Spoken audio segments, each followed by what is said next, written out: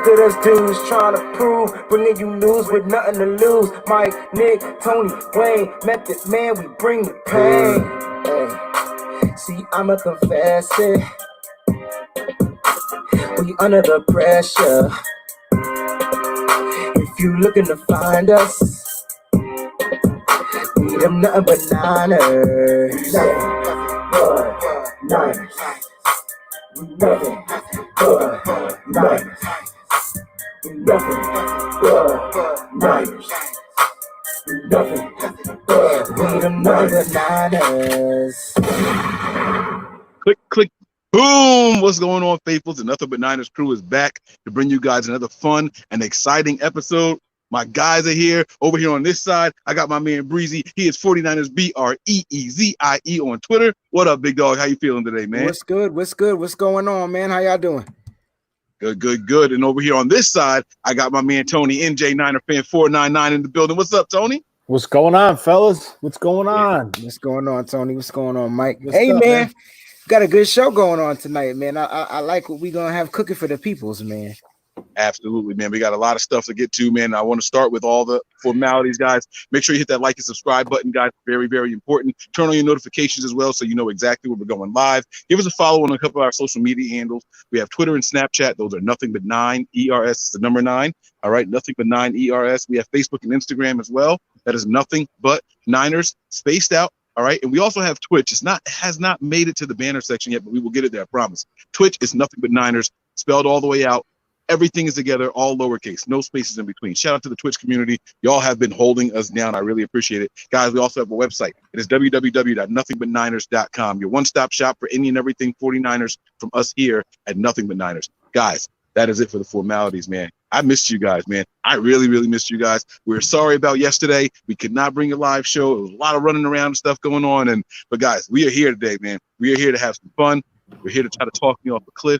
But before we do, I want to ask you guys some questions about the state of the franchise videos. Did you guys get a chance to go through them all? And they broke them up this year. It was a little different. And I kind of like this format as far as the spacing goes. It wasn't one long 2.5-hour video. You know what I mean? This was something that, you know, they chopped it up in, the offensive side of the ball. And it was a 15-minute video. The defensive side of the ball, the coaches, and, what were your guys' thoughts on the format and how the team decided to do it this year, in the face of, what's going on in the country, this pandemic? Go ahead, Wayne. I thought the format was pretty cool. I love when they break it and they give us the little tidbits of, little 15-minute tidbits of, different days of different things that are going on, opposed to the one long state of the franchise. Don't get it twisted. I definitely like it when they're together and they're in the big auditorium, the stadium, whatever it is that they usually do the state of franchise. You get that live interaction. So if anything, that's what was missing, guys cracking on each other and them talking and being able to counteract with one another. But with the pandemic and all the things that are going off, I mean, we hit the nail on the head. It was pretty cool format. I definitely like the way they broke down the different days, and it was cool to watch something different each and every day from that Tuesday through Friday. Yeah, I mean, I kind of agree with what you're saying. The only thing is I just think they stretched it out a little too far. But, I mean, listen, that's what it's come to. We have to, because of what's going on in the world, this is what we have to do. It's the new way of living, I guess you could say. But, I mean, it was interesting. There's a lot of good things. There was no surprises like they've been in previous years with uniforms or announcing any type of extensions for players or coaches or GMs or anything like that. But it was pretty good. Yeah, I liked it, man. Shout out to everybody who was checking in with us tonight, man. I really appreciate it, especially right now. I'm going to tell you, Wayne, can we tell them? Can we tell them what we were thinking of, like where we would rather be? Like, I mean. Yeah, I mean, right now we're missing probably one of the greatest verses of all time. It's Fabulous. It's Freddie Fabulous versus Jason Jadakiss right now, yeah. And if you grew up in the late 90s to the 2000s of hip hop, yo, you already know what time it is. It's punchlines for days. And we giving y'all show. So like this mother sucker, yo. I want to see likes all the way up. That's right, man. Because let me tell you, man, this was rough. This one hurt. This one hurt. This is one of the verses I was really, really looking forward to, man. I think. All right, let's just make a bold prediction. Who you think? Who you got? No. I know Symmetry didn't just say Fab was overrated. Oh, His punchlines, bro. You gotta listen to Fab, bro. You gotta listen to him. He be saying some stuff. It's just that he from Brooklyn and all the greats are from Brooklyn, and he just could never break the barrier of two. There was too many greats. Yeah, it's too many greats, yo. I got Fab winning it, bro. I'm not gonna lie. I got Fab winning. I got Jada sun kissing like a soda tonight, dog. All right. I'm sorry. Let's get back to the show. I'm just telling y'all how I got. Listen, I love Jada, and I think Jada's a better rapper. But when it comes to these beats, the punches, and what's gonna make people be like, there it is again. And Fab could rap on to R&B beats too. So Fab dude got some. I mean, most of Fab's dopest verses are on like female R&B tracks. Right. Little Mo and all them joints. Jada has like one of my favorite. I like him in that Maya joint. That Best of Me. Yes. That I like that one more than the remix with Jay. So with Jay, Jay's was better, bro. You are high school crossover wave the way picks. Music is the same. She gave away hits. Bro. Come on, bro. All right, let's get to some 49. Tony, all right, what in the hell? All right. Tony sitting here like, all right, guys. I'm sorry. All right, let's go. I'm sorry, man. So listen, guys, man. Is there any news that we need to discuss at the top of this? Any rumors? Breezy, you post a lot of very interesting questions on your timeline on Twitter. Guys, make sure you're following them. It's a very good follow on the Twitter. I gotta change my at time too because it's Wayne Breezy, but y'all know it's the same thing. That's my first name, so just Wayne Breezy. I had to change it up a little bit, man. My bad. Okay. All right. So was there anything that we needed to touch on before we jump into this topic? Because I'm on the ledge, and I know y'all think I'm crazy. As far as what's interesting is no one knows what we talk about behind the closed doors, and I feel like we got somebody just secretly spewing out tidbits of what we discussed because I don't know how these guys are coming up with some of our topics or whatnot, but it's all fair and love is war, baby. So to each their own. But no rumors right now. As of right now, I know there. I guess my latest question that I didn't pose to Twitter world, to the 49ers Twitter, I proposed it to you guys is, will we see a John Lynch extension? And I was hoping, Tony, I was hoping that would have been a surprise in these daggone state of the franchises. Man, I was like, yo, we got our coach. Let's get our GM. We good for the next few years because Mike got a show for y'all. Next few years, okay. All right, so yeah, man, nothing popping off right now. All right, so listen, man, let's tackle that. Tony and Wayne, I need y'all to do me a favor though. Let's pull up that list of free agents for next season. All right. Now, while we're doing that, let's talk about whether or not John Lynch gets his extension this year. And I don't think it's going to take up a whole lot of time, right? But it is a topic that we need to talk about. This is something that we can't just gloss over because I'm hearing people saying, hey, let John Lynch go. I'm hearing promote him and take him out of the GM position. And I'm hearing people say, let him play out the rest of his contract because he kind of whiffed that first draft. I can't wait to hear your guys' thoughts on this. I won't speak right now. And it's not because I'm trying to save the best for last or anything like that, but I'm a little different about it all. I'm not, I don't have a preference either way, really. So I'm interested to hear what you guys have to say on it. Man, we got some free agents to talk about, but no. How do I feel about John Lynch? Wait. You know what? Wait. Let's let our resident GM tackle it first. Okay, go ahead, Tony. How do I feel about John Lynch?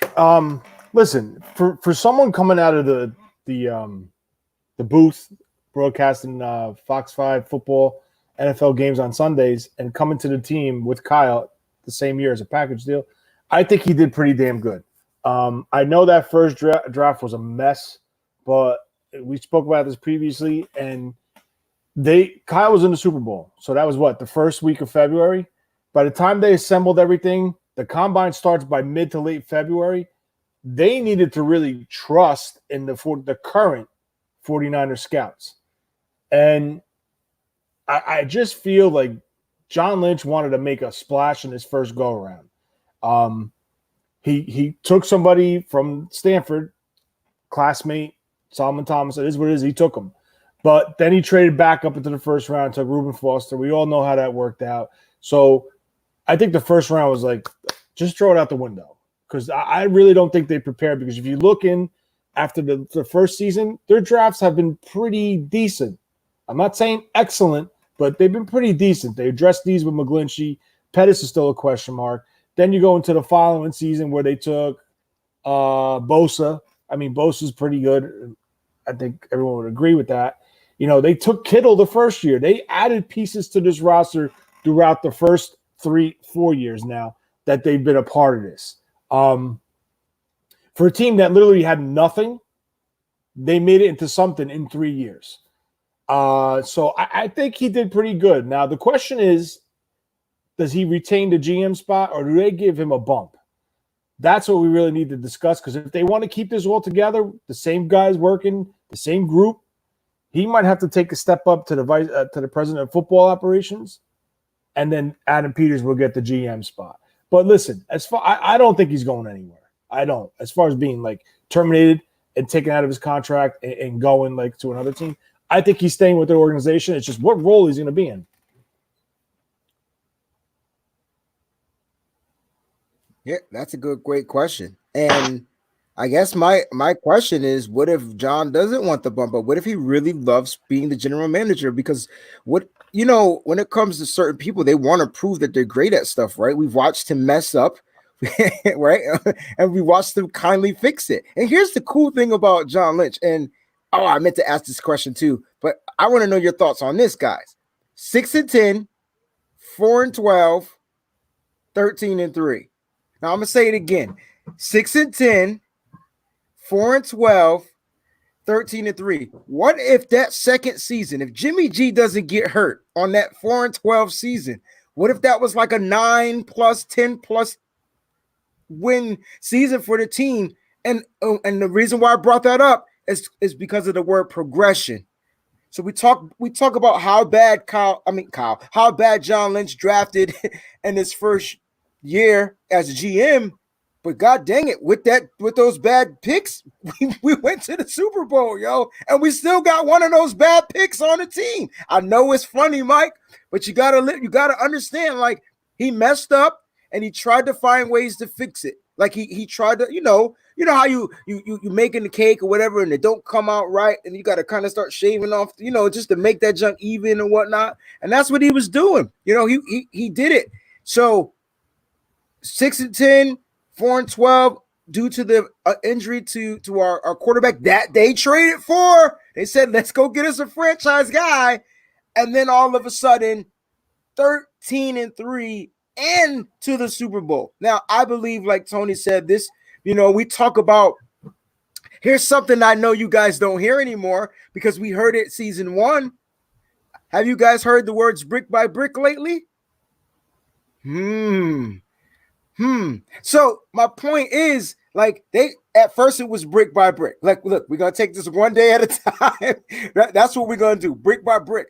Those guys have they build the wall, guys. Now, this is why I was getting into the argument, about, they said that you got to keep rebuilding your team every year. And I said, well, I don't call it rebuilding. I call it replenishing. Big difference. Because for me, a rebuild is scrapping everything, taking the bricks, knocking them down, and replacing them with new bricks. Whereas replenishing is taking out a loose brick and putting in a new brick with some good new mortar. That's my definition. So I get the term is rebuilding. You want to keep rebuilding. You want to add this. Cool. But we're just adding. We're replenishing. And notice how off of our show that we did what we called the Attack of the Clones, notice how we're replenishing bricks with players that fit the certain styles or certain system, fit the system. So I think John Lynch is good to go, man.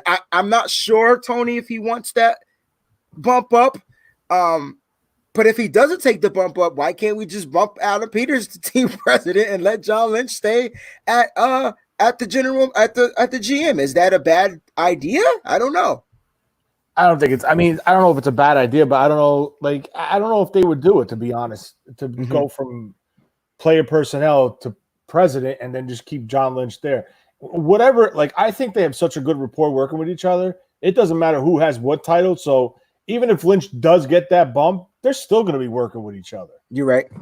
Good point. They definitely are. Good point. And just real quick, like as far as the first draft, the 2017 draft, when they first came in, throw out the first round. That's done. We all agreed. They're not part. Well, Thomas is still here, but Ruben's not. They drafted players that have significant playing time. I'm not saying they're all good and they're all productive, but they were on the field contributing a lot. You had Okello, you had C.J. Beathard, you had George Kittle, Trent Taylor, D.J. Jones, and up until 18, till they found somebody else to take the spot where Jimmy Ward was healthy, you had Adrian Colbert. All these guys played significant time in that first year. How many of those guys could you, and if you guys hear banging, my neighbors are setting off fireworks like crazy, so I apologize right now. How many of those guys contributed to the Super Bowl run, bro? Well, if you take the injuries out, what the hell just happened? I don't know. Keep talking. All right. So you have Kittle. If you take injuries out, you have DJ Jones. He was injured. Trent Taylor was injured. Akello Witherspoon was playing, but he wasn't starting. But we're talking from a production off of the first draft coming into that season. They were all productive. Coming into the second season, which was 2018, all these guys played. It's not like they were just drafted and kicked off the team like Joe Williams was and Reuben Foster was. These guys contributed. And now if we do that, it's all right. He said you got hit with a firework. Bro, it was crazy over here. Did we get kicked off the air again? No. How many viewers you see? 170. Oh, damn. It was on 10. Oh, there it is. Okay, my bad. No, because I understand that, you're going to say, oh, they're still on the roster, but Trent Taylor didn't contribute anything. DJ Jones, okay, right? Mm-hmm. George Kittle, obviously. Mm-hmm. But Akello's not here. We can say Solomon Thomas. Akello is here, bro. No. I didn't mean. I meant to say Adrian Colbert. I didn't mean to say Akello. Okay. I said Akello. Right. I meant to say Colbert. My apologies. Yeah, but you all know how I feel about Akello. But and then you have Solomon Thomas. He's here in spirit. He's here physically. But I mean, I'm just saying. But I understand that the GM's job is way more than just the draft. It is. It's way more than the draft. I'm just saying that I don't know if, I don't know how people feel about John Lynch. And I understand when people question what he's done for the franchise. That's all I'm saying. I understand when people question. I mean, and another thing you got to look at is look at the undrafted free agent class. They took an undrafted free agent in Matt Breida and flipped him for a 5th round pick. Mm-hmm. That return on investment was huge. Yeah. So it's just and you take it all into a pit, you got to put it all into a picture. Right? Well, listen to this for a return on investment when it comes to draft picks. And then I'll give it right back to you. Buckner wasn't even his draft pick. And look what he turned Buckner. He flipped it. Oh, yeah. That boy a wizard. Exactly. Right, that's why I'm kind of I think he's safe. It's just what role he's going to be back at. You talk about John, right? John Lynch. Yes. Yeah. So this question here is really good from Symmetry. Who has shown better leadership skills so far, in your opinion? Lynch or Shanahan? Whose style do you think the players take on more? This is a really good question. This is a tough question. It's a tough. I think the leadership part is John Lynch. It's not Kyle, because John Lynch was a player. He's Correct. An all-pro, Pro Bowl player. He's played the sport. He was very successful. Talk your shit, Tony. Players look at that. Okay, they're going to listen to him. It's not. I'm not saying at all that no one respects Kyle or no one looks up to Kyle. I'm not saying that one bit. These guys love Kyle. They do, and that's why they give it their all to play for him and try to do their best. Mm-hmm. But I just think when John Lynch steps into a room, it's kind of whoa, you know what I'm saying? This guy's been successful. He's a Super Bowl champion. He knows what it takes. He knows what it's about. And I think between him and Kyle, that's how the tradition's coming back. Yeah, I agree 100%. And listen, John played the game. And even though Kyle played the game in college, John played it in the NFL at an all pro level. So when you want to talk about respect and leadership, it's not too many guys that could come in here and lead, where the guys will go and be like, I'm gonna listen to this guy. Yo, he got a championship. He has a champion, he's a ring. You know what I'm saying? This dude's won Super Bowl or two, if I'm not mistaken. So the leadership definitely comes from the general manager just because they can relate to him as a player. But just if you think about the flip side of this, who's Kyle Shanahan's dad? Super Bowl winning head coach. Correct. Which and was been around John's coach his whole life. Yeah. So that could be the flip side of it if it's not Lynch. Kyle's been around this since he was a kid. He's been with the 49ers. He was a ball boy for the 49ers. He's putting Dennis Brown's shoulder pads on. He was around that atmosphere. So it could either go either way, but from a player aspect, it's definitely, in my opinion, Lynch because he played the game. But I like this last part here. I want to start with Nick with it. Whose style do you think the players take on more also? Because this – go ahead, Nick. Let's see what Nick has to say. And that's what I was going to say. And what's up, guys? It's good, bro. First off, I was going to say that I think both of those guys have two different types of leadership, right? So leadership as in playing the game comes from John Lynch. The coaching aspect of it and their relationships that the coach has with their players is a different type of leadership from Kyle Shanahan. Kyle Shanahan's been around the game just as long as John Lynch, right? John Lynch playing on Super Bowl contending teams and a great defensive line and just the player that he was in general.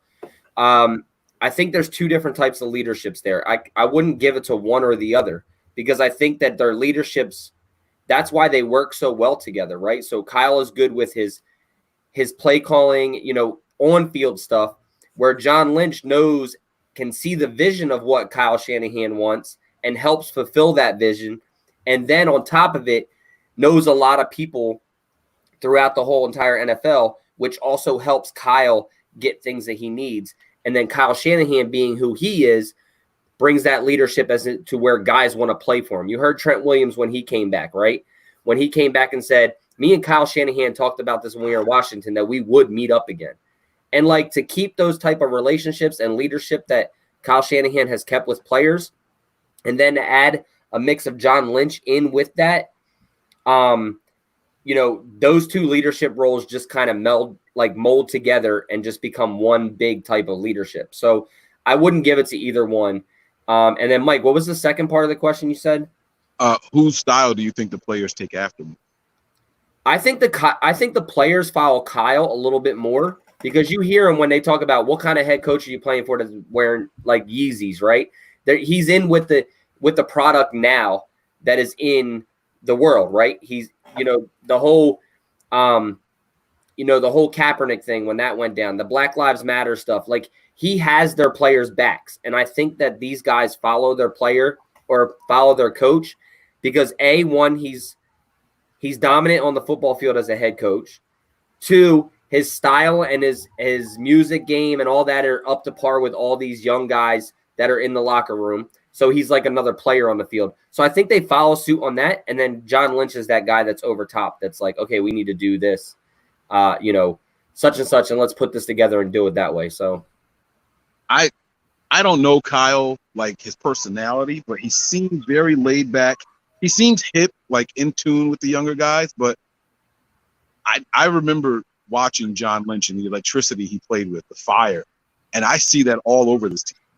I see it all over the team. And you know what? The truth is, and it kind of goes to Matthew Bishop's comment here. I think everybody's feeding off of each other there. Honestly, I think Kyle and John are providing a perfect blend for these players, and you can see both of their influences on both sides of the ball too. You can see all of their influences on both sides of the ball.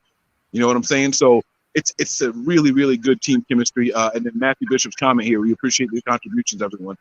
If John wants the promotion, I say okay, but I think the chemistry they have together is solid and fun for both of them.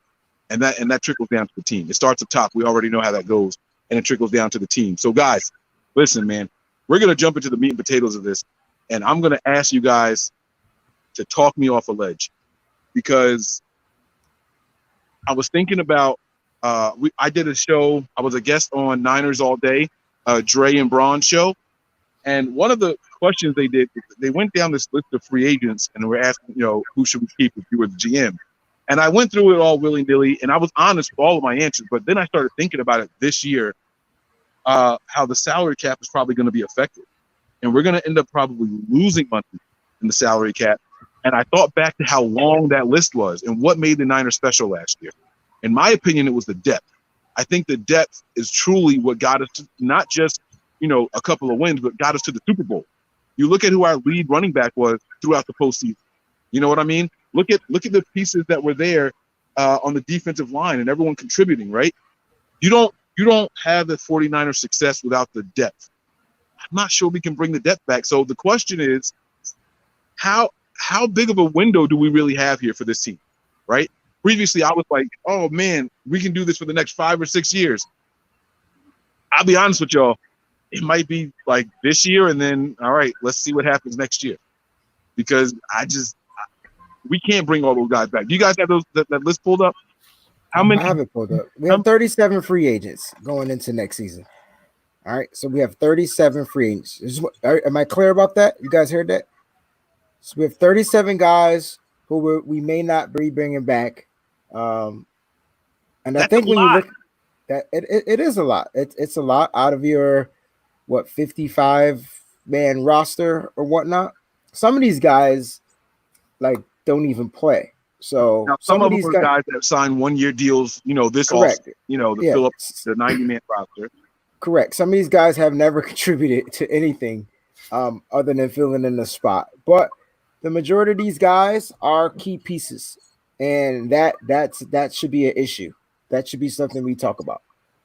And so I used to think that, like I said, we had a 5-year window here.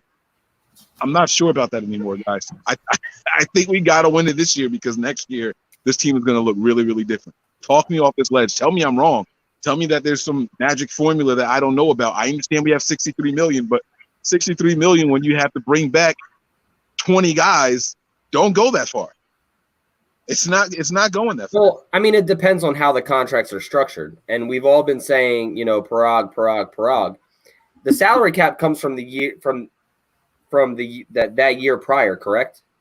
So last year's money revenue that came in last year goes to the salary cap this year, and that's where, as in total, NFL revenue. So technically, all our guys are already signed for this upcoming year. That salary cap that we get this year, because I think we're going to get the salary cap this year no matter what, because it comes from last year's revenue. So it doesn't come from this year's revenue where the coronavirus, if there's fans or not. So you have that opportunity to still sign guys for further. No, that's not right. So this season is already being affected. So like the training camp tickets and all that stuff, the preseason sales and all that, that's all going to be affected. And then they're talking about, we don't know how it's going to play out yet once the season gets here, but they're talking about doing 50% stadiums and keeping the numbers down, which is going to affect the revenue for 2021's offseason. So the salary cap could potentially go down, is what I'm saying. Well, that's what I'm saying, because they can't, the salary cap money comes out. Well, yeah, because it comes out at the end of 2021. Well, the 2020-2021 season, which will be this year. You're right. So my bad. I'm thinking this year. So it's the year that they're playing for the year next. So it could affect it. But it's also, there's ways of them getting money and keeping the salary cap the way that it is. So that's the question. It's the same as the government. Where do we get money from? You know what I mean? For all this other stuff, we take loans and we do this and we do that. Where does the government get all this money from? It don't work like that in football. They can't take a loan out. No, I'm not saying they take a loan out. I'm just saying there's ways they can get money. There's ways they have money to keep the league going, right? And to keep the money coming in to continue to sign players, and because if the players don't get signed from teams, there's going to be a lot of people who don't get signed, and it ruins the league. So there's ways that they're going to get I mean, they're going to get money. They could lower percentages on jersey sales as into what the players get compared to what the league gets. There's probably a ton of different ways and a ton of different places they can get money. But I think that'll be the last thing that we see, as in the salary cap going down tremendously or losing, millions and millions and millions of dollars, because they need that to continue the league to keep going. If you remember the strike, right, it's like they did whatever they had to do to get the guys back on the field. Like, that's what they're going to do with this whole situation now. I don't think it's going to be where they're like, okay, we're cutting 20 million from you, and then be like, instead of getting 63 million, you're only getting 50 million, figure it out. Because then you're going to have a ton of guys that are just lose their jobs, leave the NFL. But we'll see, man. It's going to be crazy. I don't know what everybody else's thoughts are on it. So, fellas, you guys have the list of the free agents, right? I want you guys to give me look at your list, and then give me some of the top guys. So, Tony, give me 5 top free agents in your opinion that are there, and then Breezy, when he's done, I want you to give me 5 of your top free agents, okay? But instead of doing it like where we repeat, give me another 5, Breezy. All right. So let Tony give me who would be his top 5 priority free agents following this season. And then Wayne, I want you to give me your top 5 free agents following that. Okay. So not repeating. And then we'll see if we think we're going to be able to retain them. Well, I think we all know who the top 5 are. So. If you don't think Trent Williams, Kyle Juszczyk, Kwan Williams, 1, 2, 3, 4, Kittle, and I'll say DJ Jones. That's my 5 right there. I don't have my 5. Top 5. I don't have my top. Go ahead, Wayne. I'm sorry. So my top. Go ahead. Oh, my top 5 will be Kittle, Trent Williams, Richard Sherman, Robbie Gould. How many did I name? You said 3. Williams, Sherman, Gould. I said Kittle, Williams, Sherman, and Gould, right? Got one more.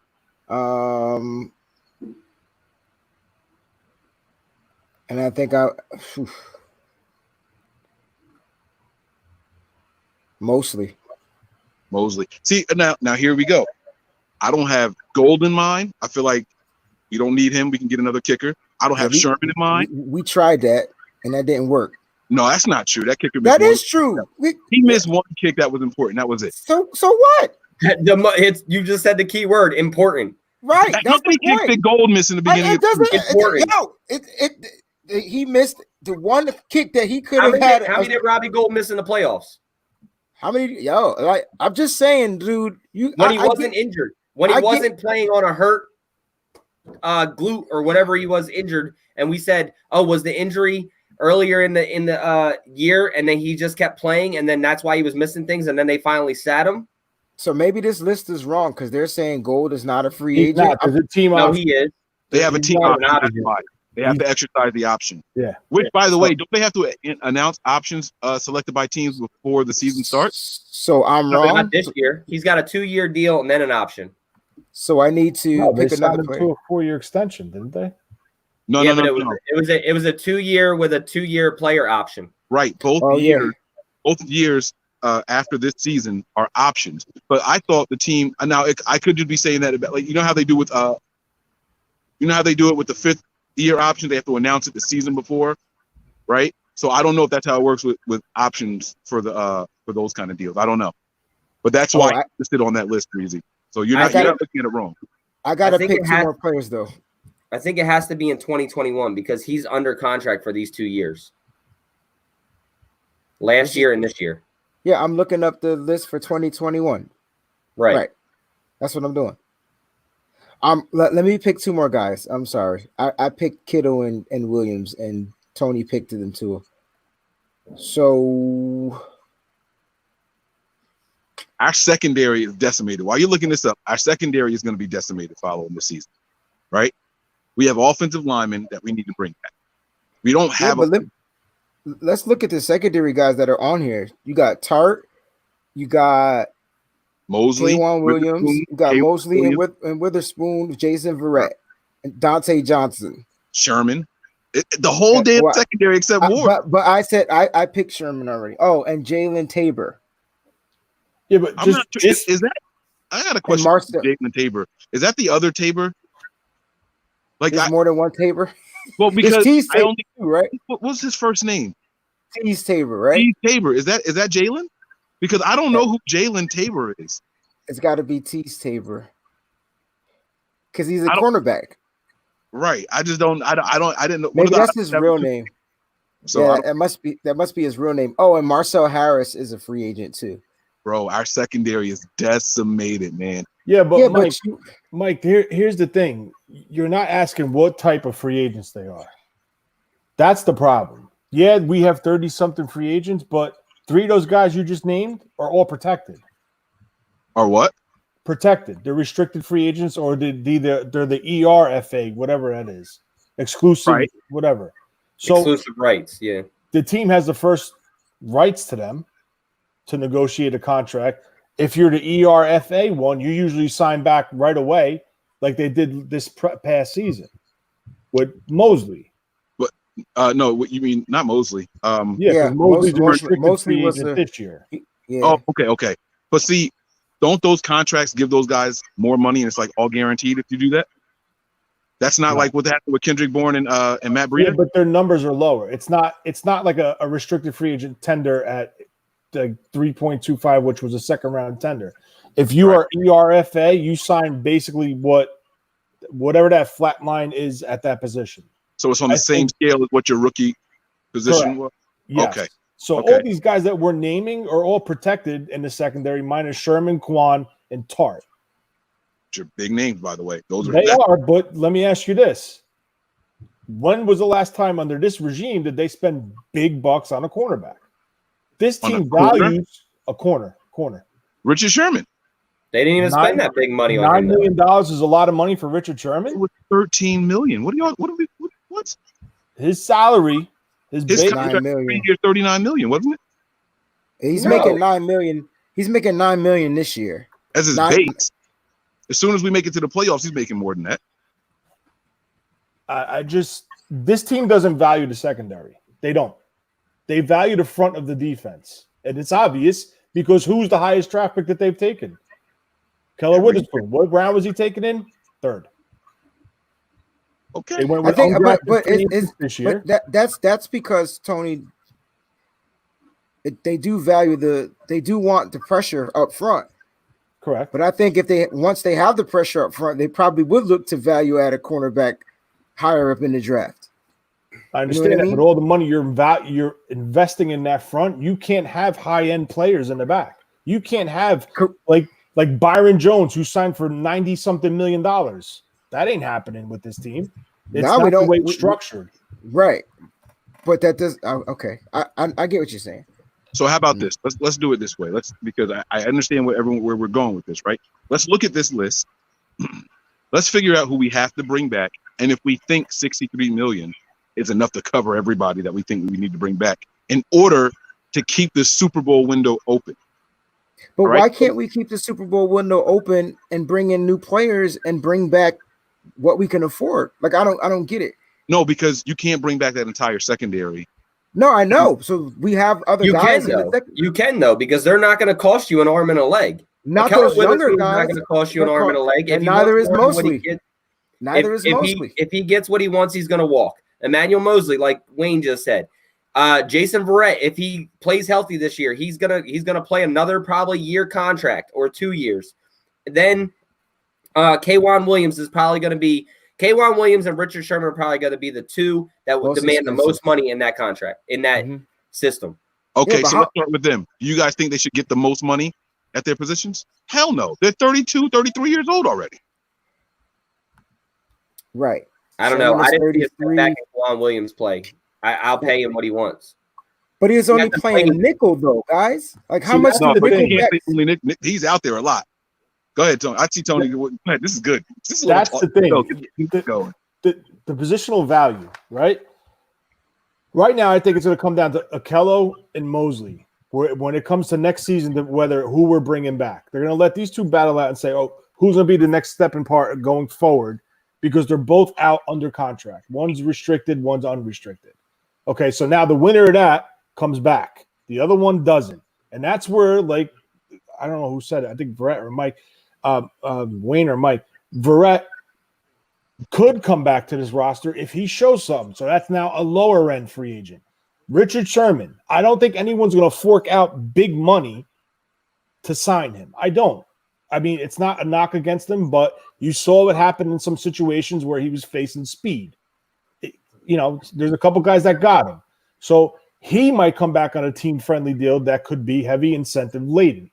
So you're talking about the only real guy that's in real question is Jaquaski Tart and Kwan Williams. I think Kwan Williams will get money. I don't think it's going to be any more than over $10 million for a nickel corner.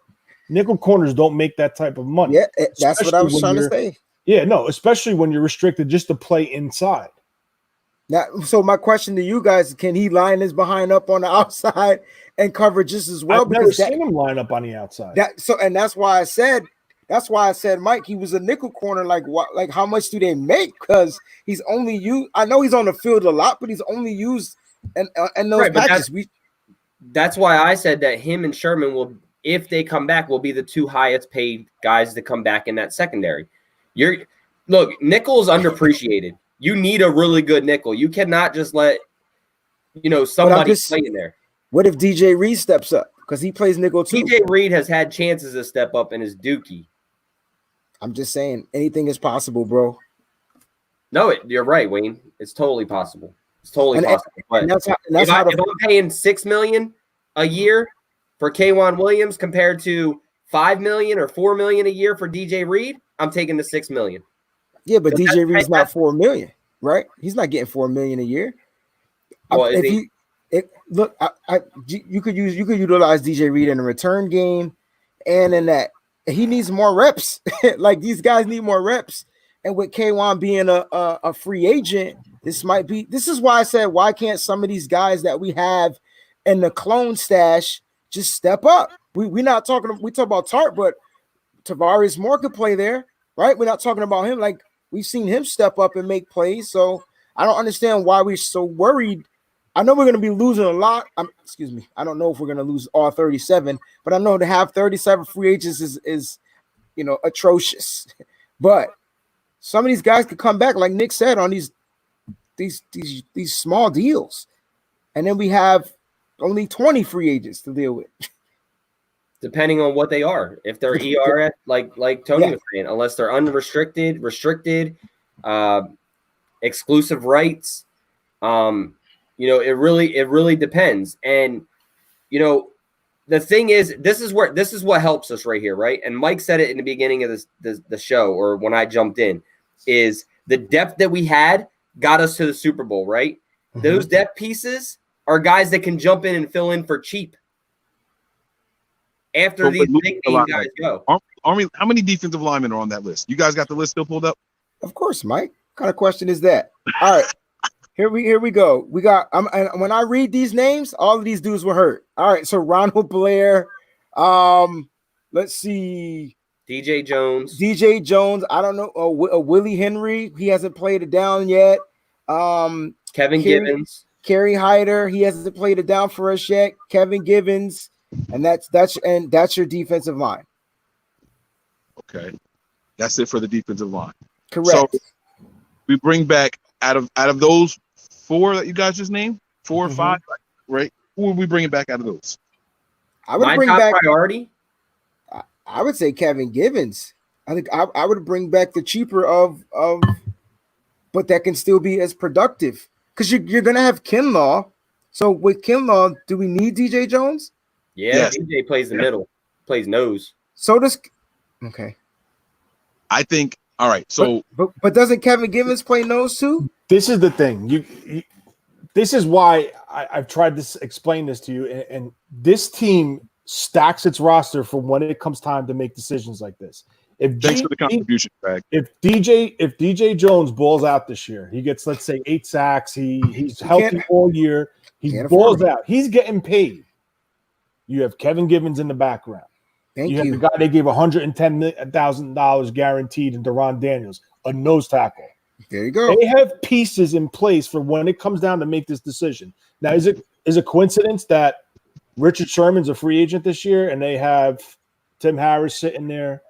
They picked up this kid Tarver. I'm not saying if he's good or not, but they added pieces to say, okay, listen, will they be good enough to take over if we say we can't afford Sherman to retain the young nucleus of this team? Because I'm going to tell you right now, that's going to happen. And you could see a decision if Ronald Blair comes in here, and I think this season's key because they're going to evaluate all these players, and especially all the free agents and all the veterans that have opt-out contracts coming up at the end of this season. Perfect example. If Ronald Blair balls out and shows he has the ability to bend and have speed off the edge, you could see them move on from D Ford. You could see it because there's an opt-out. That's why Parag structures these contracts like this. Because if the young, cheaper player steps up, the older, expensive player they can get out of. And that's why I'm saying we're still losing the nucleus. And so no matter – okay, so let me ask you guys. Right, but now they're going to – this is why you can't make big trades for big players to get rid of big draft capital. You need to restock the back end of the roster. Right. So, and that's what this team has done since they've been there. We can wrap this up in about 15 minutes. Let's do this, right? Check this out. So the defensive lineman, you guys just said it, right? Can we agree that if Blair is who we think he is, and if DJ Jones is who we think he is, that those should be the priority guys that we bring back at the defensive line? We agree there? I think you bring back Kevin Givens. Because I think instead of coming back automatically. He's definitely coming back because of his classification as a free agent. Right. Okay. So I don't think it's going to be big dollar. He's what, an ER? Well, that's my. I'm talking about big dollars. Listen, we didn't even talk about bringing back the big guys. Well, we're going to get there. That's what I want to do. So I want to stick to the defensive line. Then we'll move to the secondary. Then we'll move to the offensive side. I got you. But if DJ Jones is going to be asking for some big money, but you can get the same production from Kevin Givens. I don't know if we can get the same production. We don't know that. Like that. I know. That's what I said. I said I don't know. I said I don't know if we can get but and that's why we use this season to find out. I think Kevin Givens can do what I think Kevin Givens can do. Just given the opportunity, I think he can do it.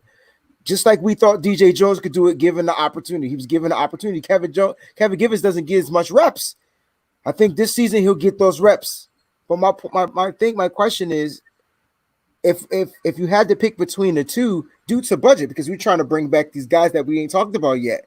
Right. We're gonna get there. Yeah. I think that's the only reason. This has no knock on DJ Jones being a beast, a monster, or whatever. I guess my question is, how many of these guys will outplay their contract? Like, because I feel like there's some dudes on this list we ain't gonna be able to afford. Right. And that's what I was gonna say, because DJ Jones and Ronald Blair together are gonna be about $20 million. No. Yes, they are. Yes, I can see DJ Jones getting $12 million a year. Listen, you're balking at that, but you got to look at what that defensive tackle money is right now. You got two guys in the league right now making over $20 million a year at that position. I don't think DJ Jones will be anywhere near $12 million. He had a good rookie season, then he had 2 injuries, and I think his first contract he'll get less than that, but his second contract he'll get paid. 12 million is the middle of the pack as a defensive tackle for people. Yeah, but you also got to understand they got a starting guy there. They're not going to pay a backup guy who's going to be in on rotating snaps. He's not a backup. He's a starter. Yeah, DJ Jones is going to start this year. Where's he going to start? Next to Kinlaw. Yeah, he's the inside guy. In the base defense, he's the inside guy. Okay, in the base, yes, he's the inside guy. That's what I'm saying. So you're looking at him. Is this his first year starting? No, yeah, he started. Didn't he start last year? No, DeForest Buckner and Eric Armstead did. No, no. DJ Jones did until the injuries. It was definitely DJ Jones.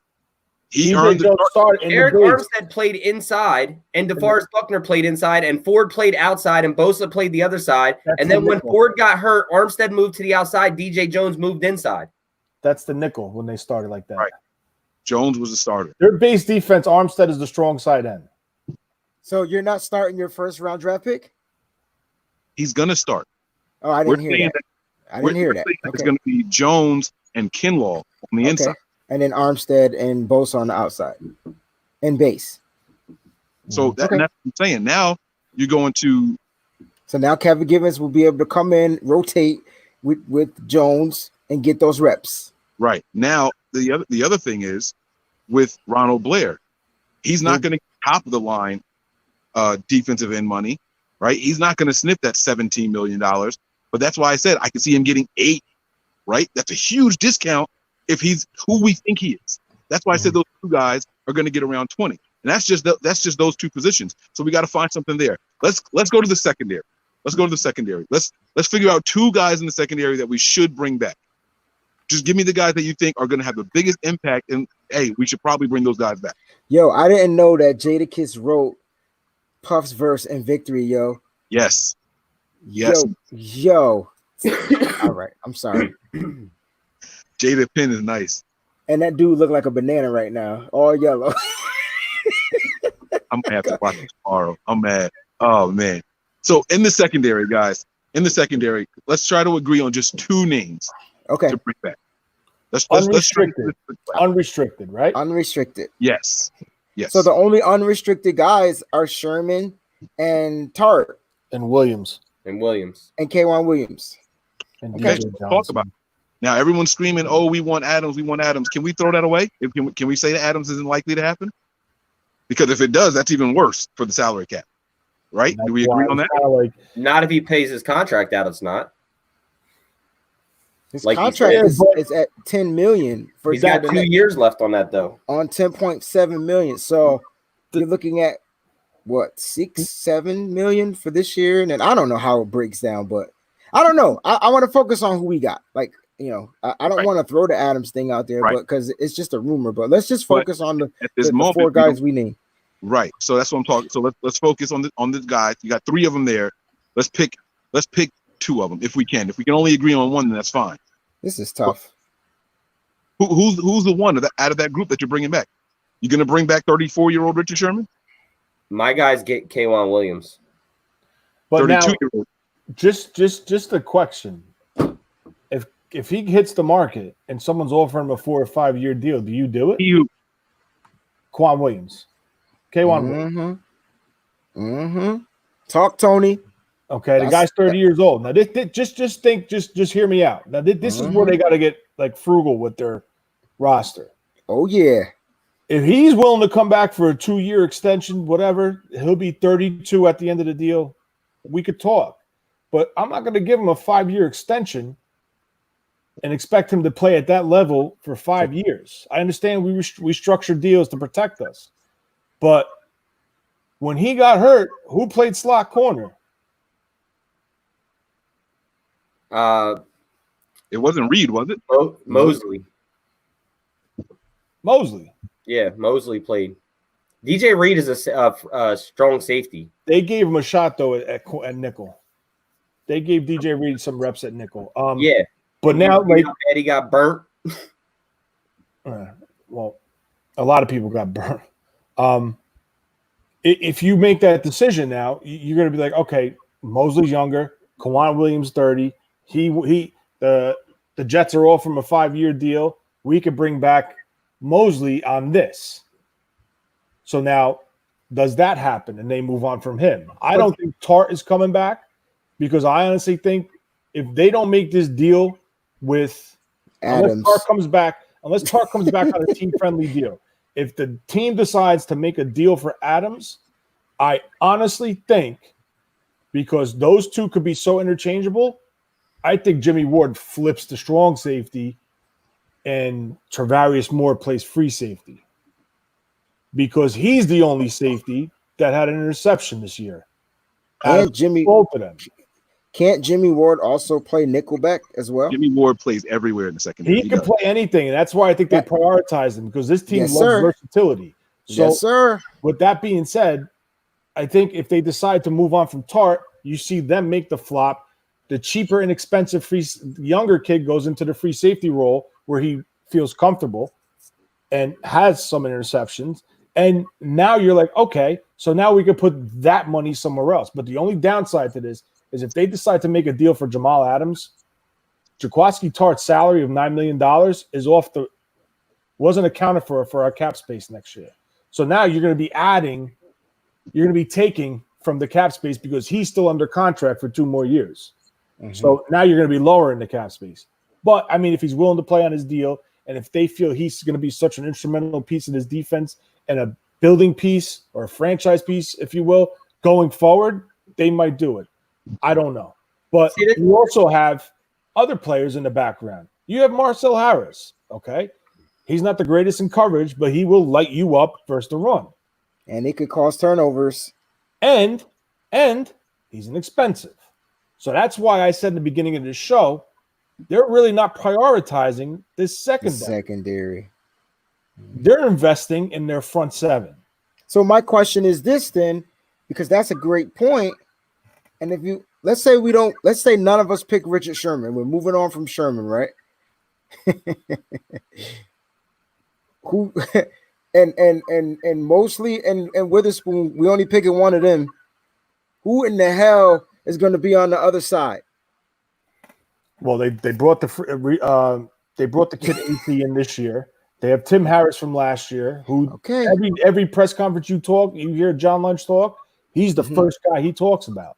I understand that, but you're not going to get you may get more youth and speed, but you're not going to get the mental part. No, I understand that. So my question is, what if that causes us to struggle if the line can't hit home? And then everybody's like, "Oh, we didn't address the secondary, blah blah blah, whatnot." I know Richard Sherman is a liability when it comes to speed. He always has been, though. He's never been a speed corner cover guy. You know what I'm saying? A good defensive line can hide that, though. So I get correct. It. They could, but on the other hand, Richard Sherman is so damn smart. Losing him could be big. That's because why he runs the route for the wide receiver, and that's what that was his rap. That was his MO his whole career. That's why I bring him back. Now, if you were to bring Sherman back, what type of deal are you talking about? Like just far as like yearly contract deal. You're not going any more than 2 years. Okay. And I think that's it, because I think he would ride off into the sunset with 2 years, with a 2-year deal. I would do a 1-on-1. A 1 with a team option, or a 1 with a player option. See, all right. Okay. And why? Okay, I hear y'all. And Tony, you're thinking right as far as the GM perspective. Why would Sherman accept that? If he's right, Sherman he plays the top 5 corner, and if there is no drop off, why on earth would he accept a 1-year deal with a 1-year option? He's from California. It's a system that he's been in his whole career. Okay, and it's a Super Bowl contending team. Why would you want to uproot your family to go make $15 million a year for 1 season?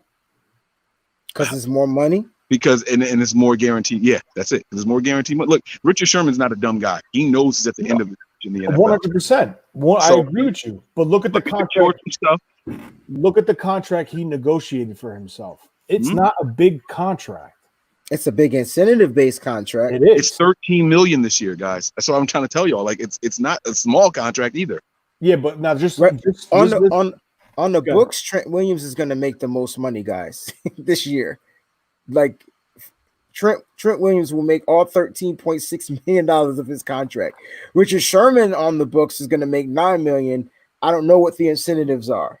Solomon Thomas is making $7 million. God dang! Like, how's this possible?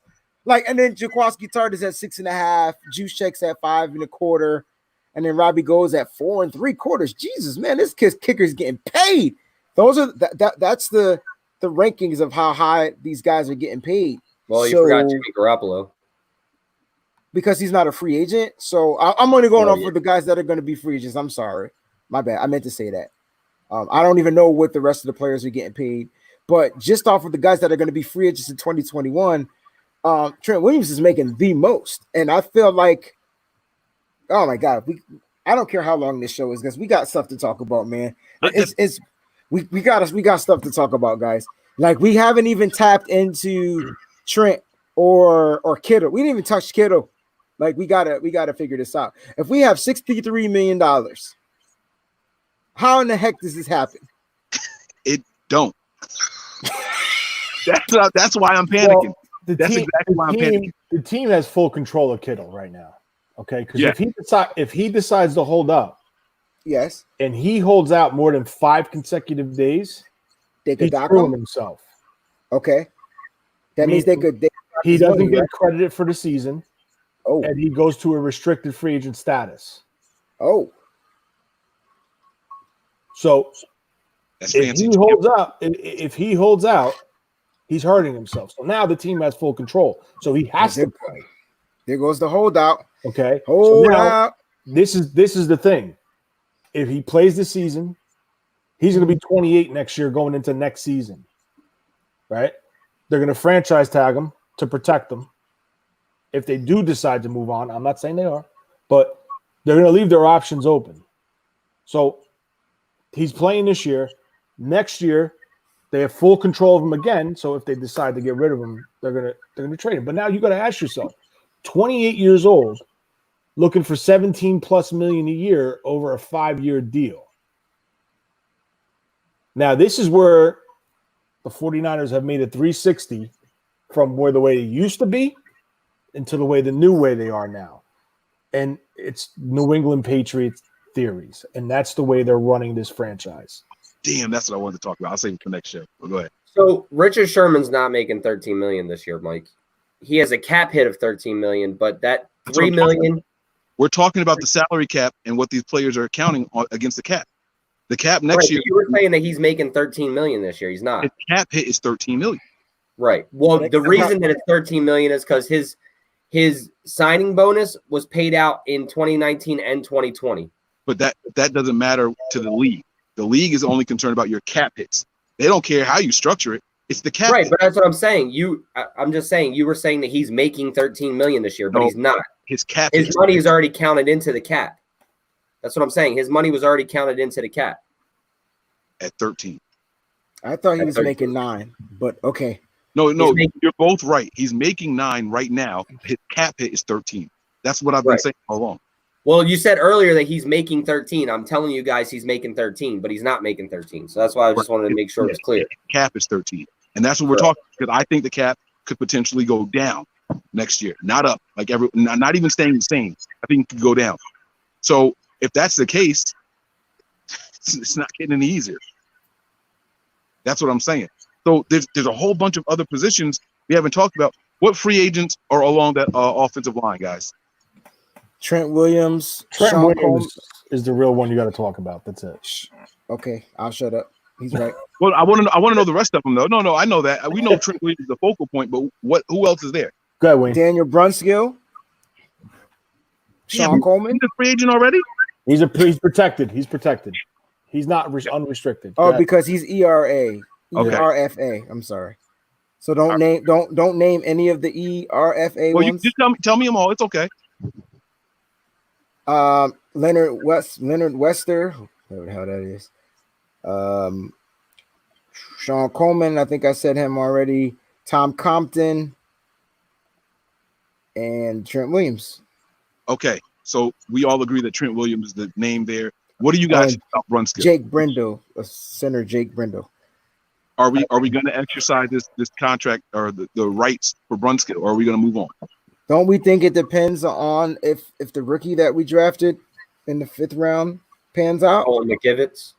Yes, sir. I think they're both coming back because they're both battling for the right guard spot. And if the team does not decide to retain Trent Williams, I think it's going to be between Brunskill and School for the left tackle spot because McKivitz by then, or vice versa. It could be. I think because those two could play either position, it gives the team flexibility. But by all means, I really think Trent Williams is coming back. I really do. He likes Kyle. He's comfortable in the system. He's most productive in the system. And what he went through with Washington, and now he's finally happy, and the team did the right thing and friggin' paid him out. Yeah, that's a possibility too. And I love that comment. And that's a very strong possibility. But yeah, I was going to say Richburg's gone. Brunskill moves to center. McKivitz is the guard. I love that comment, Sean. I love that comment. I was going to click that comment. Now, how much? I know it's not on the list that you guys are looking at. How much time is left on Weston Richburg's contract at center? He just got a big contract, so he extended. But they restructured it. Remember? So is it possible that they move on? He signed a 5 years, $47 million. Yeah, so he's got 3 more years. I don't think they're moving on from him, guys. You don't think they're going to move on from Richburg? If he comes back this year and plays solid and stays healthy, like you guys really think Daniel Brunskill could do what no, absolutely. No. He's not as nasty as Richburg, but he's good. There's a difference. You know what I'm saying? Like they prefer to have Richburg out there, but Brunskill is serviceable. He's not nasty like Richburg is. He's not looking to put a hat on somebody, but he's effective. And that's what you take that walk. Can I say something real quick? The 49ers redid Richburg's deal where they added 2 voidable years and lowered his 2020 base salary to $820,000. That's what I'm saying. It sounds to me like they're ready to move on already. So it sounds like to them that he getting hurt and they're gonna try to figure out a way to still get him to play. And he gonna go back and try to earn that money if he can stay healthy. Right, but adding those voidable years, that's an out for them. They can cut him. No, what they did was they took his salary this year because I think it was a high number, and that's what they did the last 2 years. They added 2 years onto his contract. So it was a 5. It went to a 3, and now it's back to a 5, and they can get out after the 3rd year. Isn't that the same thing they did with Quan? Yes, but what they did was they eliminated his number, his salary this year, and put it to the voidable on the end. So it lowered his number, and they gave them more money. It saved them $4.544 million in cap room for this year.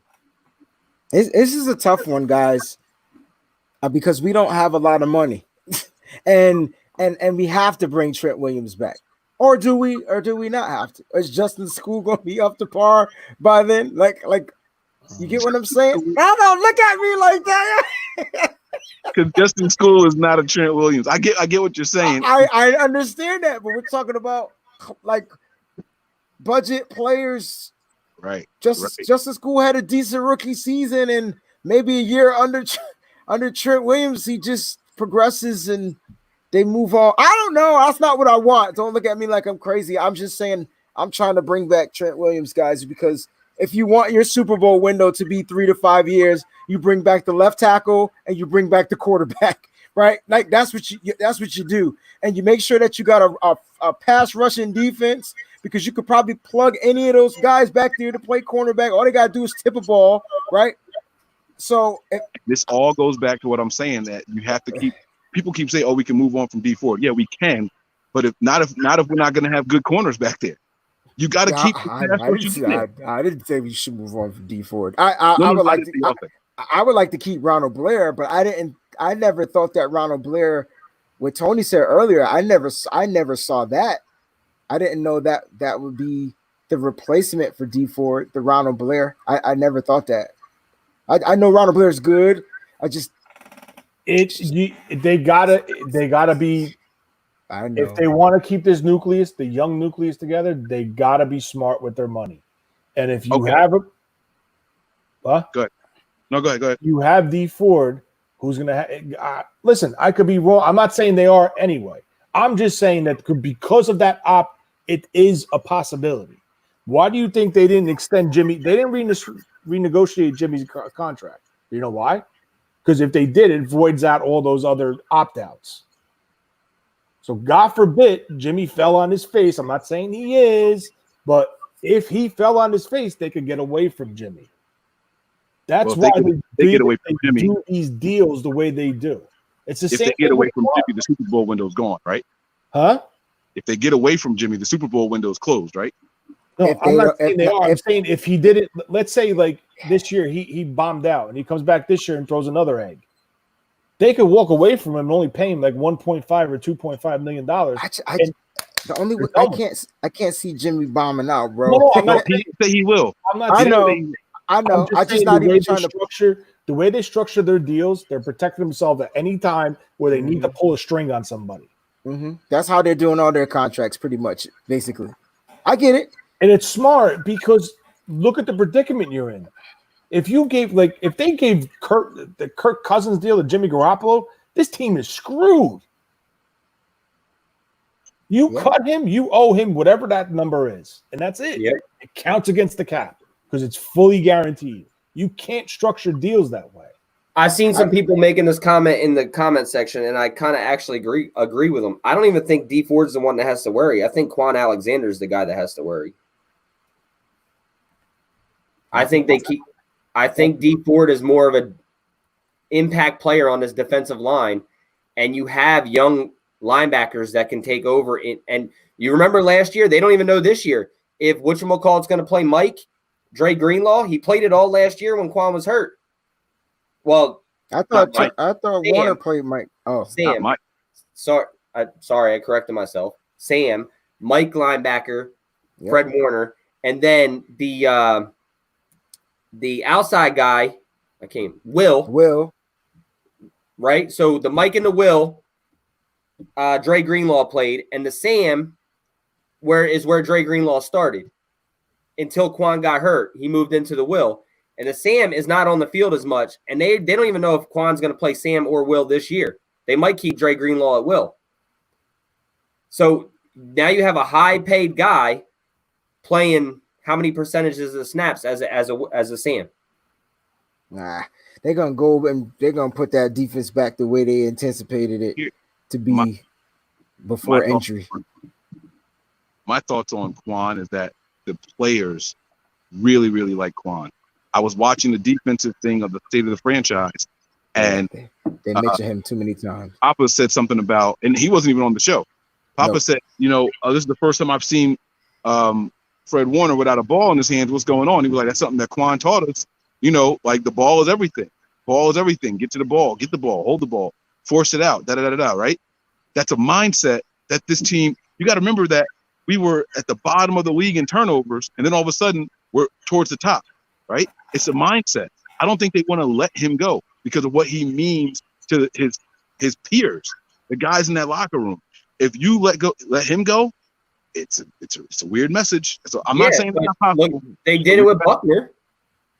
Yeah, but Buckner he didn't bring the spark that Quan brought. Oh, come on, man. You didn't hear them all talking about Buck. He was the leader on the defensive line. He was the leader. But he didn't bring the spark. It's a big difference. Right. Yo, we're not saying Quan is the leader. We're just saying Quan is this energy that players gravitate towards. Buckner by far was the leader. Like we're not doubting that. But when Buckner was a gentle giant, I don't care what nobody say. That dude was quiet. But he did his thing on the field. Just wanted to read the contribution. He says, do y'all think Brunskill is better than Garland at center? So I personally don't think so, but what do you guys think? No, I think Garland was huge last year. Stepping in at the time he had to step in. I like Garland play. It's a good question too. And give me Garland at center. Right. I mean, Nick. Yeah, I mean, I think both of them are doable, though. I don't think either one of them, yes, one of them is better than the other probably. Garland's probably a better center than Brunskill, but I think Brunskill can still play there. And I don't think you would take that. Look, either way, with adding any of those two guys, you're going to take a step back in blitz. Like, Weston Richburg only allowed 1 sack before he was injured and was a hell of a run blocker. So you're going to lose. If you lose Weston Richburg, you're going to lose play experience and the way they play if you add Brunskill or Garland. But I think between Brunskill and Garland, I think they're both fillable players to where you're not going to lose as much amongst themselves as you would lose against Weston Richburg. I agree. All right. Y'all not making me feel better, fellas. Well, Mike, you're sitting here thinking that everybody's going to get top dollar. Like the cap next year, you're not going to lose cap money, right? The CBA is just not going to add additional money, if anything. This is already like these monies are already planned out. So if the CBA doesn't add any money, yes, it is. This every year the CBA adds additional money that makes it go up. They're not going to take away from. They can't add what they don't have. The Exactly. reason it goes up is Right. So it's going to stay the same. Right. That's what I'm saying. It's going to stay the same. It's not going to go lower. you don't know that. That's what I'm saying. We don't know what the season's going to hold yet. We have no idea what the season's going to hold. Ticket sales can drop dramatically. We have no idea. We don't even know if they're going to be playing in September. They already canceled the game in August, first preseason game. That's already off the books. That's revenue. That's TV revenue gone already. We can't just assume that it's You're going to not losing TV revenue. You're losing fan revenue. You're not losing TV revenue. The game is canceled. No one's watching that first preseason game. TV revenue first game, yes. The Hall of Fame game. Yes, it's already affected. That's what I'm saying. It's already affected. So we can't sit here and just assume that, oh, everything is going to be fine. We're going to come at least the same amount. Aren't the TV contracts already accounted for? No. Yeah, they are. They're already paid. Their contracts. The contracts are already paid for this season. For this season. For this season. All I'm trying to say is there's money that is already established for this money, right? Through the NFL.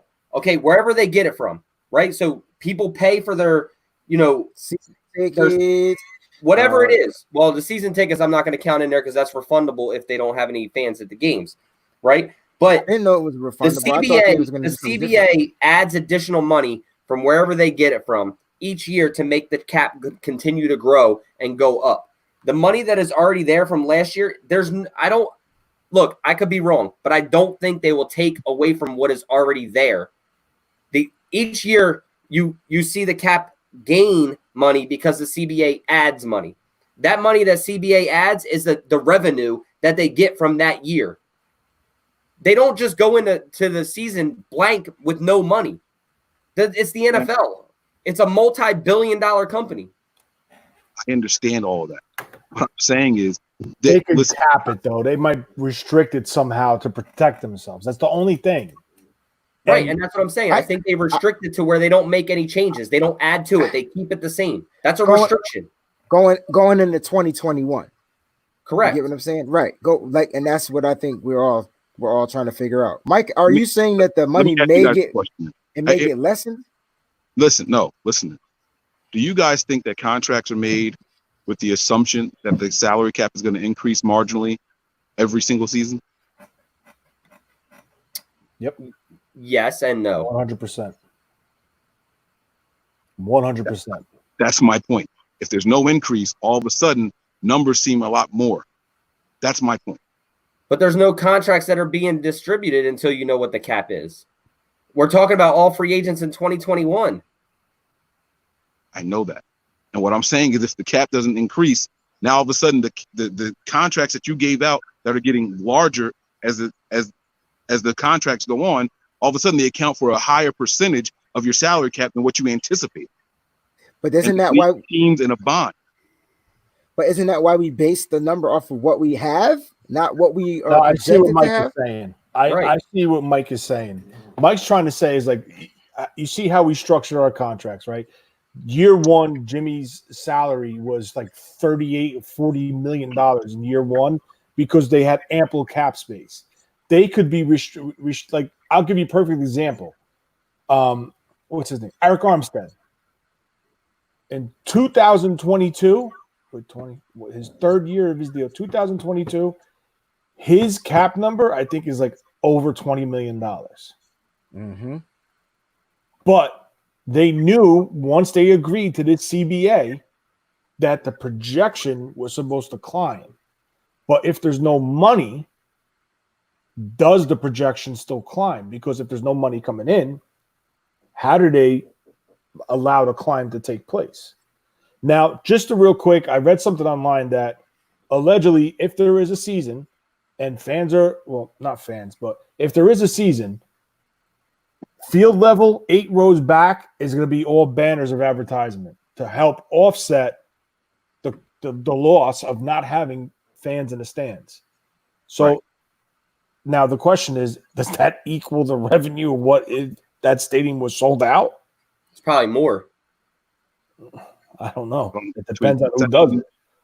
apparel and stuff sell. Like, I don't know. I don't know if it's going to be more because I don't know. I don't know the answer.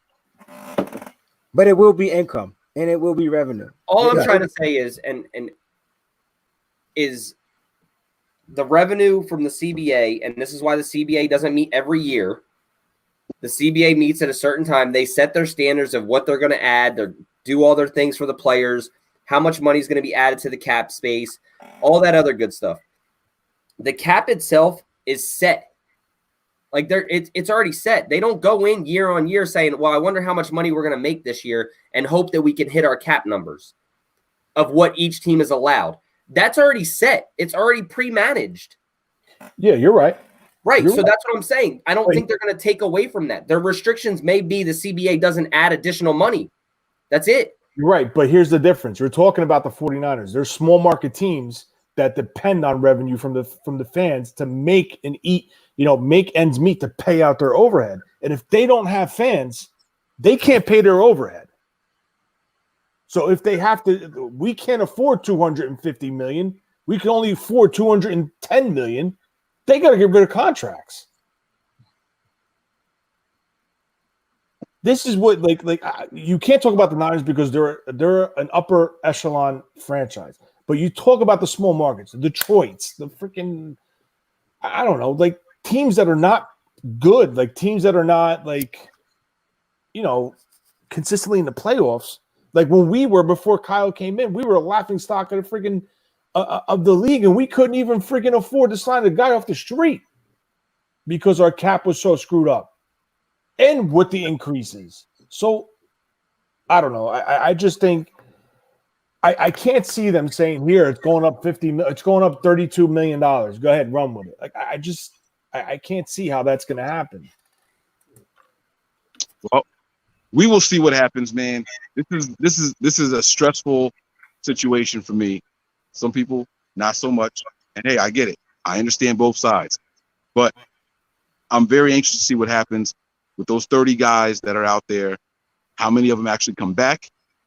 I don't know what the final answer is going to be. How many of them do we need back? There's a lot of those guys, like I said, on one-year deals that were signed this offseason to get to the 90 and all that, right? But of those 30-something, there's probably 12 to 15 that are key contributors to this team and what we've done in the last 2 seasons. Agreed. And so how many of those 12 are going to be able to be brought back? Because, again, it's all about depth for the 49ers. The depth is what allowed us to continue to make that push into the postseason and all the way to the Super Bowl. I just don't know what that's going to look like going forward. Those are my final thoughts on everything. I think we just got to look at the fact that we hope that the second depth of the depth progresses, right? Like that's what we got to think. We're hoping that the next wave of guys that are going to be replacing some of the depth that's on that list just has a progression or a curve where they've grown. And those guys need to play, yo. Like we were talking about our linebacker core. You talk about moving on from Quan. I ain't trying to move on from none of them linebackers unless we see some progression out of say my man name, because I always get it wrong. Yeah, that's my guy. Unless we see some progression out of him, and hey, they were talking about him on the State of the Franchise, man. They get along very well, that linebacking room. So I think the depth is there, guys. I just don't think we've seen it. We've seen the second layer of it, and we're worried about losing the layer that we've seen. Because I think we all four of us can agree that had we had our defensive line depth, we wasn't losing.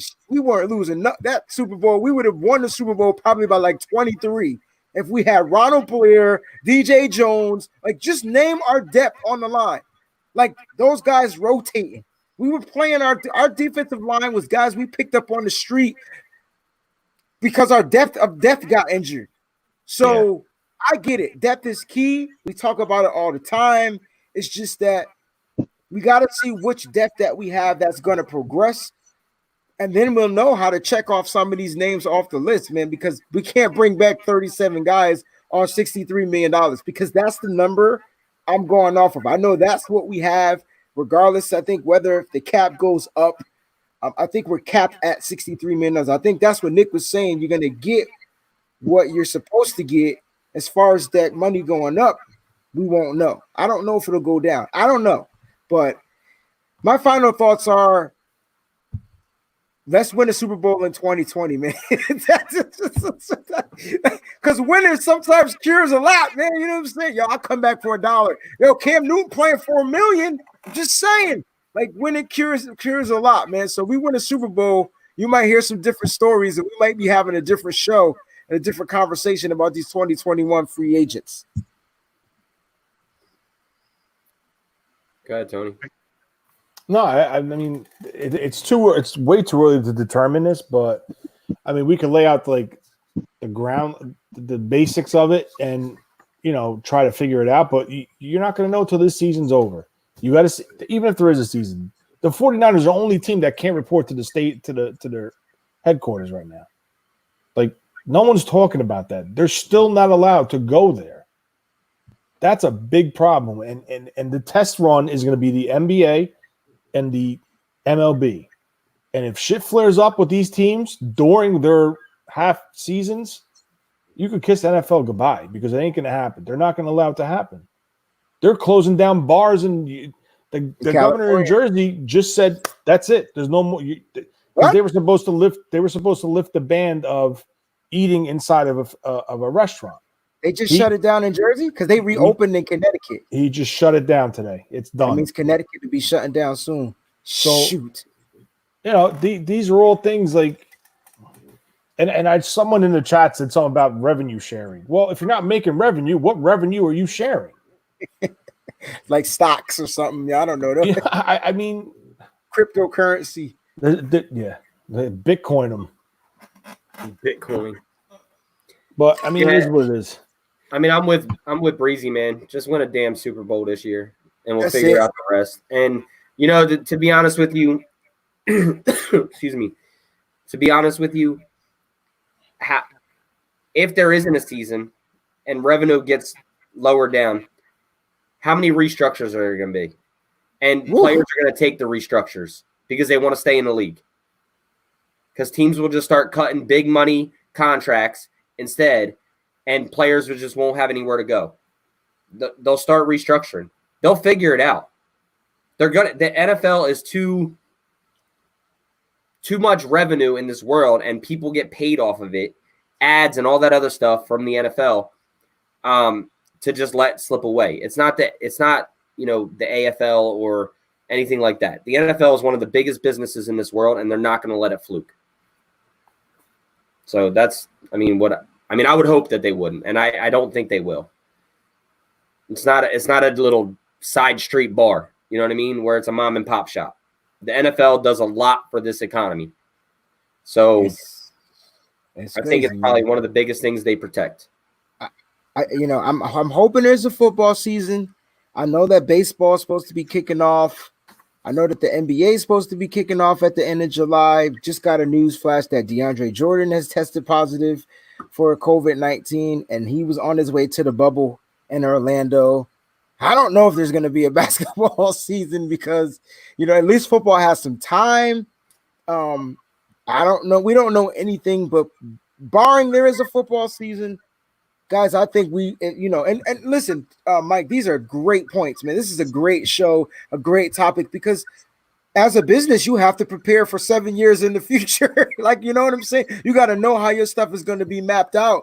And a lot of businesses, regular businesses, not the NFL, are projecting sales from 7 years from now. Like, how are we going to make money here? Because we've lost money, how are we going to make it up in the back end? So this was a great show because 2021, we're going to be missing. I thought we were just going to be minus in the secondary. Nah, there's 37 players on this list. And I'm looking at it, I'm like, dang. Now, a lot of these guys are on 1-year contracts. But great show, man, because who knows? We just need to know with these 37 guys in 2020, that better be the depth you're talking about, brother, because we better get this job done. No ifs, ands, or buts. Word. I feel like I won. I know it wasn't competition, but hearing y'all say we better win it. You knew it was a competition because you know we have no answer to it. That's good. Right. point. We have no answer to it, so That was you my win. point. The question was, what happened to the window? Because before all this happened, I was super happy about our window. But see, I still think the window is there. Why? Because This year, right? No, I just think we need to win it this year. But I still think that the window is there. I'm saying we need to win it this year due to the depth that we have. I still think the window is there because I still think we still retain those key pieces. We got a young defensive line that can get to the passer, right? And we have our quarterback and our left. We got to get this left tackle. That's it. I'm good. I hear you. Go ahead, Tony. Go ahead. What's up, bro? The window is not even open yet because you didn't win the Super Bowl.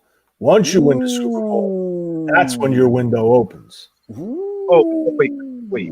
Let me ask this. All right. So when I say a Super Bowl window, I mean our ability to get there. I'm not talking about the final outcome. Now, obviously, we want W's, right? So you're talking about a playoff window. How long can we keep up the opportunity to get to the dance? Is what I'm saying. They could. That's all. I think they're going to be all right, Mike. I think they're a dynasty, and I think because I think exactly what you just said, Breezy. You got your quarterback. You got pretty much your whole offensive line still. You got your whole defensive line. You got your linebackers. Your secondary is the only thing. And Tony already said that it's not a priority. You go get you a veteran guy that you feel could do something on one side. You bring those young guys in, and they do, or the young guys turn into vets. I don't know. Do you realize this team had Bill Walsh and start drafting them? Right. Do you realize this team had Deion Sanders and didn't even offer him a contract? They couldn't afford him, bro. No, that's not what happened. I mean, okay, what happened? Because I know he wanted some dollars, and I know Jerry Jones. This is before the cap too. Deion Sanders flat out said he called Carmen Policy and said, "What's going on?" And they said, "We'll get back to you." And they didn't even offer him. That was it. It wasn't a negotiation or anything. It was just he was willing to go there because he still wanted to play. I'll take less money to stay there. He wanted to play baseball with the Giants. They didn't want him because of his. Oh, he wanted to play baseball. He was still going to play baseball with the Giants. They didn't want him because of just his personality. That's what that was. That's another show. I want to talk about that. Yeah, we're gonna get on it. We're gonna get on it, man. Great show, guys. Everyone gave their final thoughts. I do want to say something before we leave here. We had 2 birthdays yesterday, right? My man Rome and my man Nick. Nick is the big 4-0. Yeah, I would say dirty 30, but that ain't it. It's I don't know what the rhyme scheme is for 40, but you there now. Old. That's what it is. I'm trying to think of something that rhyme with 40 other than 40. Looks like this is possibly the last contribution of the evening here from Tonga 808. Guys, the window will still be open. Just remember that all 32 teams are dealing with the same problems. Very good point. Yeah, very good. But here's the difference. All 32 teams don't have Super Bowl rosters to keep together. So imagine this. Imagine we can't keep any of those guys, right? Richard Sherman's going to get a nice contract somewhere else. All these other guys, Quan Williams is going to get a contract somewhere else. Trent Williams could get another contract somewhere. And that's the difference, is that we have to keep the nucleus together in order to keep making that run, not go out and obtain new guys and different guys. So we're talking about one player going to 31 other teams. That's more possible and more likely than us retaining all of those players. Go ahead, Tony. And what was the first question of this show? I don't know. What was it? What'd you ask about John Lynch? Oh, okay. John Lynch. This is why you keep these guys together, because they got to work together and fill this roster back up. They got to keep replenishing the roster. Who do we sign this year as a free agent? As a free agent? Yeah. Well, see, that's a trick question, because I think the biggest free agent acquisition were in-house guys and bringing them back. No. Right. Outside the organization, who do we add? Nobody.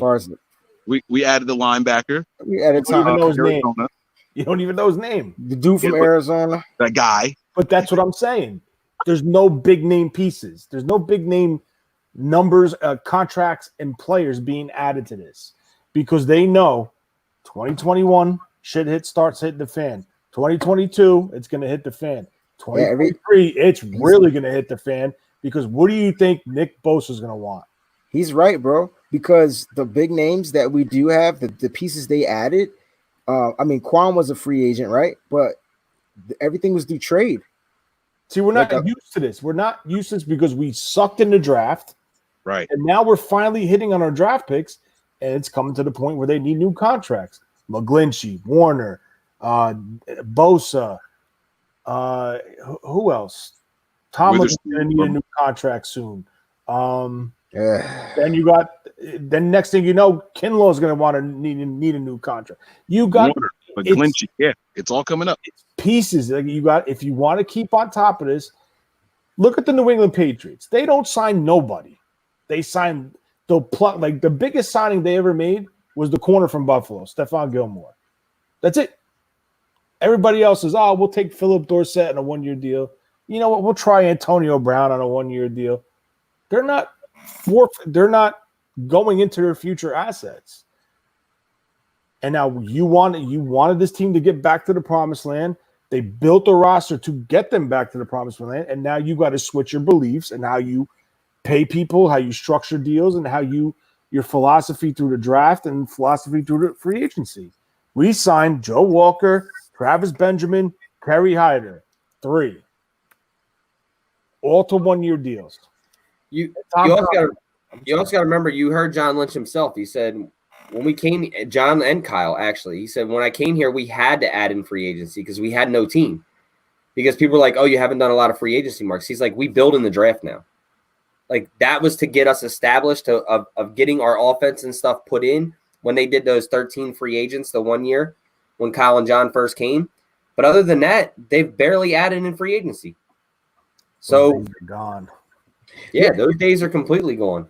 Listen, man, this dude is about to make $7 million this year, yo.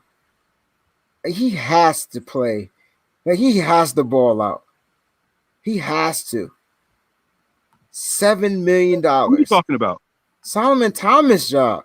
I thought he was making 9. I thought he was making 9 this year. I don't know. I don't have the numbers in front of me tonight. But you're probably right. Either way, too much money. That's a lot of money for. I know he was a first-round pick. I get it. You know, high number 3. I get it. But dang. Yeah, it hurts. I think this is. You look back and you don't see the production match. Yeah. I think this is why they're saying, "Hey, we're gonna pay you. We're not gonna pick up the option. Give us what you can." That's why he brought his father a Tesla.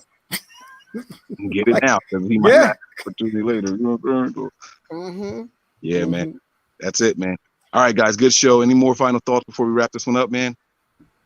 No? Good. Oh, I did have one last question, and they can address it off the air. They can email us or whatnot. But I think I asked this on Twitter. I said, with Raheem Mostert likely to take the starting reins at running back, who is going to be the next spark on the special teams unit for our coach? Like, who's going to be the guy? I have some answers, but I get you said we'll discuss that in another show, or you want to do that now? You guys can state your answers right here. But you know, we can follow it up. They can email, we can Twitter, we can do whatever. We can continue this on Nothing But Niners Twitter. It doesn't matter. But I would love to know who you guys think. Would it be a rookie? Would it be somebody on the team that's already been there?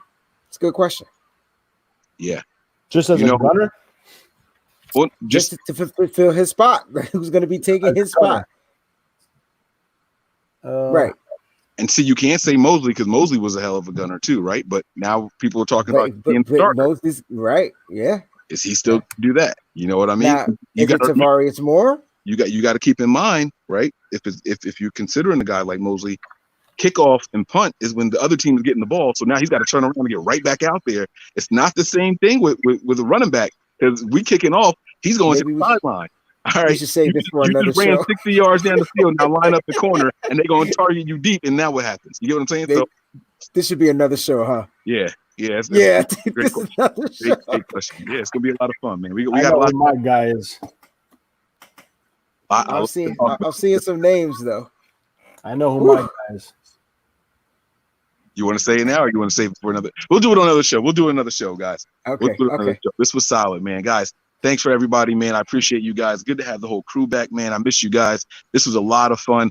Breezy, I'm sorry we missed the battle. I'm sure it's almost over now, but you know the good thing we can rewatch it. So, and go. We can because it's on Apple TV, right? Well, it's on Apple TV, and then after it ends, they also put it on the Versus channel. so you can click it and watch it again. Oh, I've watched the gosh. gospel one with Kirk Franklin like 3 times already. That was Okay. good. I like that. Okay. You can definitely do it. Oh, we got another contribution in here. Look at y'all sneaking them in here. There you go. Yeah. Oh, where'd it go? There it is right there. Professor Nick. Appreciate it, Ali. Mm, Oh, aloha. She's Hawaii, from Hawaii, right? yeah. Yeah. Yep. Appreciate you. Oh, man. What a good show. This was a lot of fun, guys. All right, guys, that's going to do it for us. You guys already know the deal. We went through all the formalities. We want to remind everybody of our latest giveaway, right? Once we get 10,000, 3 people, any 3 items that you guys are looking for, whether it's a jersey, visor, hat, whatever it is, except for Tony's Father's Day gift. I'm not getting anything custom for somebody like that. But anything 49ers related, any 3 items for 3 people, 1 item per person. Once we Or get nothing but Niners related too. It could be that. Yeah. It could be from our thing. It could be outside. If you guys are in the hats, visors, jerseys, whatever it is, you guys let us know, and we will be getting you guys those. I am excited to give that to you guys. It's going to be a lot of fun. So shout out to you guys. Keep spreading the word about Nothing But Niners, guys. That's all I got to say. Fan to Fan Network. Give us a follow on Twitch. Give us a follow on Twitch over there, FTFN on Twitch as well, guys. The launch date will be coming July 4th, I believe, on Twitch and the website. So give us a follow over there. Nothing But Niners, our analysts are over there with all 32 other teams. Excuse me. And that's over there, FTFN on Twitch. So give us a follow over there. It's Fan to Fan Network. And, yeah, we'll see you guys over there also. All right. Prepare for glory. Anticipate pain. But always remain faithful. We out of here. Peace out, y'all.